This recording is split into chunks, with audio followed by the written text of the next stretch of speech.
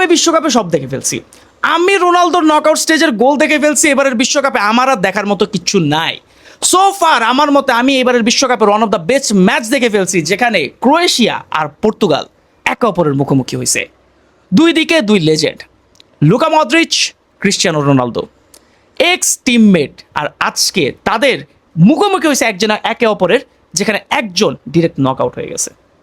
ওই যে আমরা যে রেসলিং দেখি ডাব্লিউতে একটা আছে রিটায়ারমেন্ট ম্যাচ, যে হারবে সে রিটায়ারমেন্টে চলে যাবে। এবার এই যে স্টাইল গেছে, জন সিনা গেছে, সেরকম আজকে আমার কাছে মনে হয়েছে যে রোনালদো ভার্সেস লুকা মদ্রিচ, যে হারবে সে রিটায়ারমেন্টে চলে যাবে। অ্যামেজিং একটা ম্যাচ ভাই। অ্যাজ এ নিউট্রাল ফ্যান আসলে বলবো না, অ্যাজ এ আর্জেন্টিনা ফ্যান আমার কাছে ম্যাচটা অনেক ভালো লাগছে। বাট যারা রোনালদো ফ্যান, যারা পর্তুগাল ফ্যান ছিল, বা যারা লুকা মদ্রিচ ফ্যান ছিল, তাদের জন্য আজকে একটা ইমোশনাল রোলার কোস্টার গেছে ভাই। আমার মনে হয় যে আর্জেন্টিনা যদি এরকম একটা ম্যাচ পার করে, আমার মনে হয় যে আমি নিজেরা ঠিক রাখতে পারবো না, আমি ওখানে বিগড়ে যাবো গা ভাই।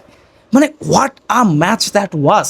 এবং এই ম্যাচের পরও আমি সেই টাকলারে ব্লেম করবো ভাই। টাকলা ফুল অন রেডি ছিল যে পর্তুগালের পিছনটা মারার জন্য ভাই, পর্তুগালের পিছন মারার জন্য এই রবার্তো মার্টিনেজ টাকলা পুরাপুরি রেডি ছিল যে আজকে যেমনি হোক আমি পর্তুগালটা বের করেই ছাড়বো। মানে ও হচ্ছে গোল্ডেন জেনারেশন ডেস্ট্রয়ার। কি প্ল্যান করে, কখন কি করে, আই হ্যাভ জিরো আইডিয়া। মানে ওর ভিতর কোনো গার্ডস নেই, বাট লাস্টের দিকে কিছু একটা ডিসিশন ভালো নিছে, সেটা নিয়ে আমরা কথাবার্তা বলবো। পর্তুগালের ম্যাচ শুরু হয়েছে পর্তুগালের ডমিনেশন দিয়ে, আমরা টিপিক্যাল পর্তুগাল যেমনি খেলে সেভাবে দেখতেছিলাম। বাট সব জায়গায় শেষ কথা একটা জিনিস বারবার আমরা দেখতেছিলাম, সেটা হচ্ছে অনেক বেশি পাস খেলতেছিল, বাট ক্লিনিক্যালনেস কিছু দেখা যাচ্ছিল না।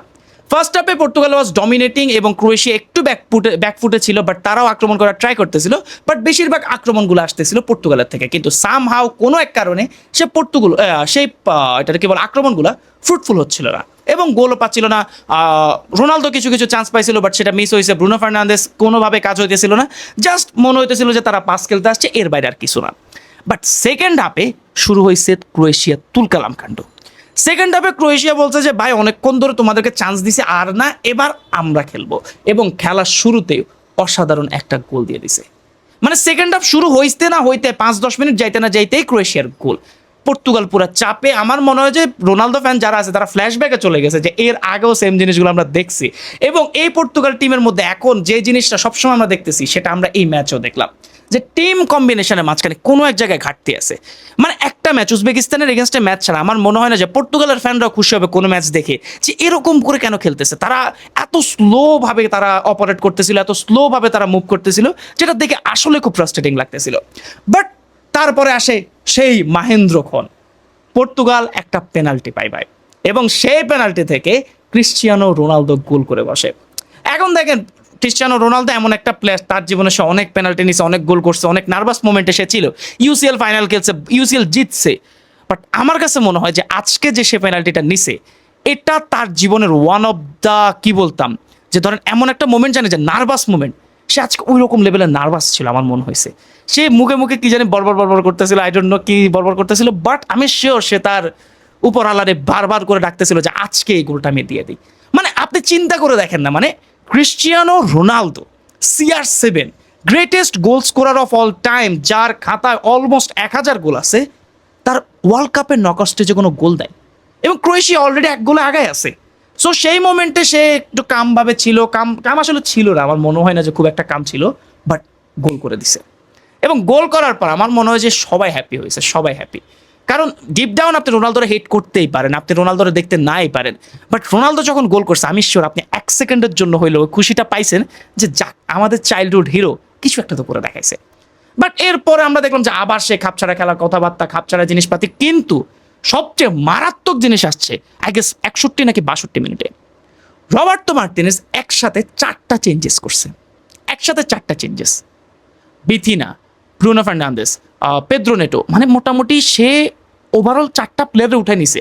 এখন এটা 4টা প্লেয়ার উঠে নিছে, এটা কোনো দোষের কিছু না, বাট আমার কাছে কেন এই জিনিসটা অনেক বেশি এটা কি বলে যে অনেক বেশি আমি আপত্তিকর কেন মনে হইতেছে। কালকে তখন যে মোমেন্টে সে সাবস্টিটিউটগুলো করাইছিল, তখন পর্তুগাল 1-1 গোলের ড্র অবস্থায় ছিল।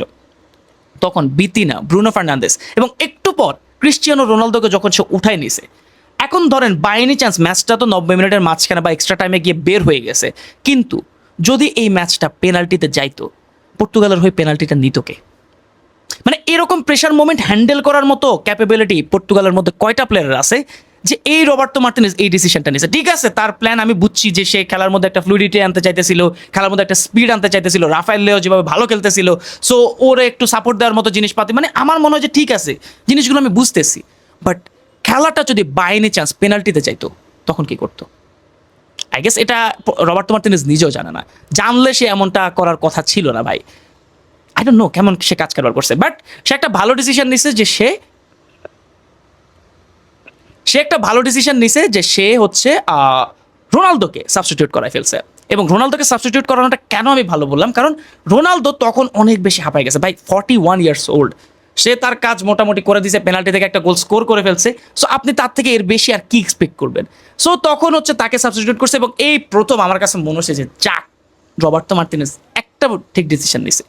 তারপর গঞ্জালো রামোস আসছে এবং অসাধারণ ভাই লেআউট যে ক্রসটা আসছে, আমি যদি ভুল না করে থাকি ওটা রাফায়েল লিও তো ক্রসটা দিছে, সে ক্রসটার পর যে গোলটা করছে ভাই,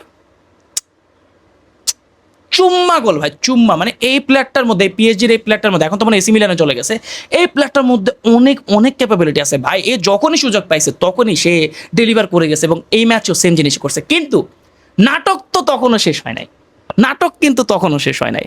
খেলার একদম লাস্ট মোমেন্টে আমি বুঝতেছিলাম না 10 মিনিটের এক্সট্রা টাইম, কিন্তু খেলাটা যাইতেছিল অনেকক্ষণ ধরে, ক্রোয়েশিয়া লাস্টের দিকে একটা গোল করে বসে, এবং পুরা মানে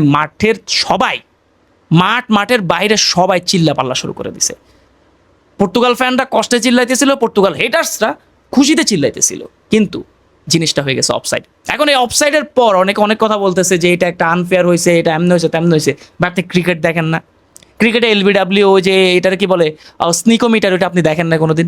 এটা যেহেতু টেকনোলজি আসছে, টেকনোলজির উপর ভরসা রাখেন, এবং স্নিকোমিটারে যখন দেখাইছে যে এটা হচ্ছে একটা অফসাইড, তখন আপনি মাইনে নেন। আমার কাছে তো মনে হয় যে এটা ফেয়ার ডিসিশন, এটার বাইরে আর কিচ্ছু না। আর এটা যদি ধরেন 2022 বিশ্বকাপ হইতো বা এর আগের বিশ্বকাপগুলো হইতো, যেখানে টেকনোলজি এত বেশি সমৃদ্ধ ছিল না, তখন আপনি চাইলে বলতে পারতেন। বাট এই ম্যাচে কেন? আমি তো কোনো কারণ দেখি না। এবং লাস্ট পর্যন্ত গোলটা আর হয় না, এবং 2-1 গোলে পর্তুগাল জিতে গেছে, এবং পর্তুগাল মোটামুটি বিশ্বকাপের পরবর্তী রাউন্ডে চলে গেছে। অবশ্য খুব ভালো একটা জিনিস, রোনালদো আরেকটা ম্যাচ খেলবে। Amazing amazing amazing. এবং আজকে আমাদের আর্জেন্টিনার ম্যাচ। এখন দেখেন, এই ম্যাচটা হওয়ার আগে কিন্তু অস্ট্রিয়া ভার্সেস স্পেন হয়েছে, যেখানে আমরা ইয়ামালের একটা শো দেখছি। মানে এক ইয়ামালটা আটকানোর জন্য মোটামুটি অস্ট্রিয়া যতগুলো প্লেয়ার পারছে সবাই দিছে। রাইট ব্যাকে খেলা লাইমারের লেফট ব্যাকে দিছে, তাও তারা আটকানো যাইতেছে না। ইয়ামাল তার এমনভাবে নাটমেক করতেছিল যে মনে হচ্ছিল সে তার পাটার এমনি ফাঁক করে রাখছে, জাস্ট ঢুকাই দিছে, শেষ। এছাড়া আমি কিছু দেখতেছিলাম। এবং ইয়ামাল একা যে স্পেসগুলো ক্রিয়েট করতেছিল, সেটা কিন্তু পরবর্তীতে ওয়ারজাবাল, তারপরে বলেন যে যারা আছে অ্যালেক্স বায়ানা, সবাই পারফর্ম করছে। এবং ওয়ারজাবাল ভাই ভেরি আন্ডাররেটেড, ভাই ভেরি আন্ডাররেটেড। এবং সে এবার গোল্ডেন বুটের রেসে চলে আসছে ভাই। এটা দেখতেই ভালো লাগতেছে যে এবারের বিশ্বকাপের গোল্ডেন বুট রেস অনেক বেশি মানে কম্পিটিটিভ একটা আমরা গোল্ডেন বুটের রেস দেখতেছি। এখন দেখেন, স্পেন ম্যাচে আরো কিছু প্লেয়ারকে নিয়ে কথা বলা উচিত। তার মধ্যে একটা হচ্ছে কুকুরেয়া। কিরকম গেম ডেলিভার করতেছে, মানে রিয়াল মাদ্রিদ একটা যে মার্কি সাইনিং করছে বা একটা সেই রকম একটা সাইনিং করছে, সেটা কুকুরেয়া বারবার প্রমাণ করতেছিল। এবং কালকের ম্যাচও সে সুপার ছিল, তার অ্যাটাকগুলো, তার অফেন্সিভ ডিফেন্সিভ দুই দিকেই যথেষ্ট ভালো ছিল। তার একটা কথা ছিল যে সে অফেন্সিভলি অনেক ভালো হলো, ডিফেন্সিভলি খুব একটা ভালো না, বাট আমার মনে হয়েছে না যে কালকের ম্যাচে সেই জিনিসটা ডেলিভার করছে। এখন দেখেন, ডিফেন্সের কথা যদি বলি, পাও কুবার্সি, হ্যান্সি ফ্লিকের হাইল্যান্ড ডিফেন্সটা যদি না থাকতো, যদি ধরেন নর্মাল ডিফেন্স থাকতো, আমার মনে হয় যে পাও কুবার্সি বিশ্বের বেস্ট ডিফেন্ডার হইতে পারতো। এবং সে স্পেনের হয়ে যেমন খেলতেছে, এটা বেস্ট ডিফেন্ডার আপনি না বলে পারবেন নাকি? একটা 18-19 বছরের ছেলে এরকম ম্যাচুরিটি যখন দেখাচ্ছে, তখন আপনি তাকে প্রশংসা করতে বাধ্য হবেন। এবং সে এভাবেই কিন্তু পারফর্ম করতেছে। এবং স্পেন এখন পর্যন্ত কিন্তু কোনো গোল করতে পারে নাই। আনবিলিভেবল। সো ওভারঅল আপনার কাছে কেমন লাগছে গেমটা, সেটা কমেন্ট করে জানান। এবং আপনার কার খেলা সবচেয়ে বেশি ভালো লাগছে, সেটা কমেন্ট করে জানান। এবং পরবর্তী ভিডিও পর্যন্ত সবাই ভালো থাকবেন, সুস্থ থাকবেন। সবাইকে আসসালামু আলাইকুম।